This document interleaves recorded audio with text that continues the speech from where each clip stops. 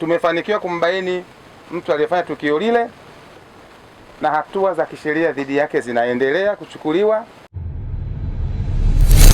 Jeshi la polisi mkoani Iringa limewakamata watuhumiwa wawili wanaodaiwa kuhusika na tukio la kikatili la kubakwa na kuuawa kwa mtoto Naomi Jostan Kivamba, mkazi wa mtaa wa Njia Panda, kata ya Isakalilo katika manispaa ya Iringa. Mtoto Naomi mwenye umri wa miaka 13 na mwanafunzi wa shule ya msingi Zizi alikutwa amefariki dunia mnamo tarehe 10 ya mwezi huu katika mazingira ya kikatili baada ya kudaiwa kufanyiwa ukatili mkubwa ikiwemo kubakwa na kuuawa. Akizungumza na wananchi wa maeneo mbalimbali ya Isakalilo wakati wa kutoa elimu kuhusu kupinga vitendo vya ukatili, Kamanda wa polisi mkoani Iringa, Alan Bukumbi, amesema tayari jeshi la polisi limefanikiwa kuwakamata watuhumiwa kadhaa kuhusiana na tukio hilo. Mujibu wa kamanda wa polisi, miongoni mwa watuhumiwa waliokamatwa ni baba mkubwa wa marehemu Naomi aitwaye Benjamin Jacob Kikula mwenye umri wa miaka 61, mkazi wa kata ya Isakalilo, pamoja na mganga wa kienyeji na watuhumiwa wengine. Taarifa zinaeleza kuwa mara kwa mara mtoto Naomi alikuwa akiishi nyumbani kwa baba yake mkubwa ambaye kwa sasa ni miongoni mwa watuhumiwa waliokamatwa kuhusiana na tukio hilo. Tumeona tukio limetokea kwa mtu wa ndani ya familia. Tumeona tukio hili limetokea kwa mtu ambaye ni wa ndani ya familia. Sasa sisi kama familia, kuna wakati ambapo tunashindwa kutimiza majukumu yetu ya kuangalia hawa watoto wetu. Ndio maana nimesema wakina mama mpo? Kwa sababu kwenye malezi ya watoto wetu wakina mama mna jukumu kubwa sana ukiacha wakina baba. Mtoto wa kike amefanywa ukatili kapelekea kifo chake. Aliyefanya vile ni yule baba. Lakini familia ile pia ina wakina mama. Jukumu letu ni nini? Tunapaswa kuwa tunaangalia watoto wetu kila wanapotoka, kila wanaporudi. Kwa sababu unakuta mtoto huyo amefanya matendo ya kikatili kwa muda mrefu, lakini sisi hatubaini matokeo yake. Mtoto inafikia hatua mbaya ambayo inapelekea mauti yake. Sasa sisi jukumu la jeshi la polisi ni kuchunguza. Tumechunguza tukabaini, tukasema jamii hii tuiambie kwamba tumefanikiwa kumbaini mtu aliyefanya tukio lile na hatua za kisheria dhidi yake zinaendelea kuchukuliwa. Lakini katika yote sasa, hapa tunapata somo gani au fundisho gani? Ni kwamba sisi wazazi na walezi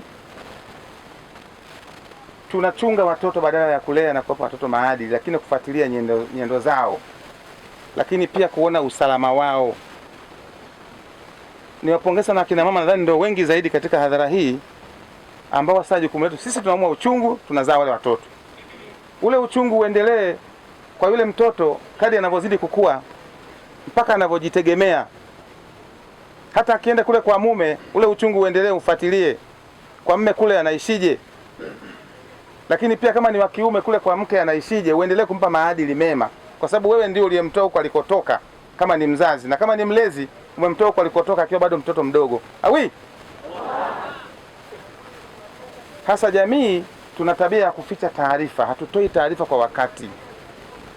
Matokeo yake umeona kiashiria cha tukio au dalili fulani ambazo sio nzuri kwa maana ya uhalifu, hutoi taarifa kwa wakati. Ukijenga mashaka mahala popote kwamba hapa naona kuna hali sio ya kawaida, toa taarifa. Viongozi wako wengi. Kama humwamini mwenyekiti, basi nenda kwa mtendaji. Kama humwamini mtendaji, basi nenda kwa mheshimiwa diwani. Humwamini diwani, basi nenda kwa mheshimiwa mpaka mkuu wa wilaya, kote mpaka kwetu huko tunakaguzi kata kwenye maeneo yetu kule ambao wanapokea hizo taarifa za uhalifu pia. Toa taarifa. Kwa sababu hiyo taarifa ukitoa kwa wakati, sisi tutaishughulikia pia kwa wakati. Lakini pia nishukuru kwamba pamoja na kufanikiwa kumpata mtuhumiwa wa tukio hili ambalo lilitokea, ambalo nadhani wengi wetu mnalifahamu, jamii pia ndio imetusaidia. Wako wasamaria wema ambao wametupa taarifa, tukaendelea na uchunguzi, tukafikia mafanikio hayo ya kupata nani amefanya kitendo hiki. Awi. Lakini tuna mtuhumiwa mwingine ambaye tumemkamata, ambaye sasa sisi wananchi yawezekana akina mama ndio waathirika zaidi wa matukio haya, waganga wa kienyeji.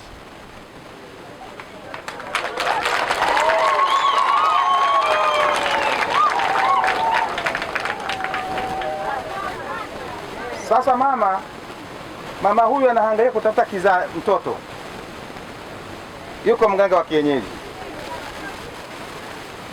Dawa anayotumia yule mganga wa kienyeji, tena mwingine unakuta ana leseni, lakini leseni yake anaitumia vibaya.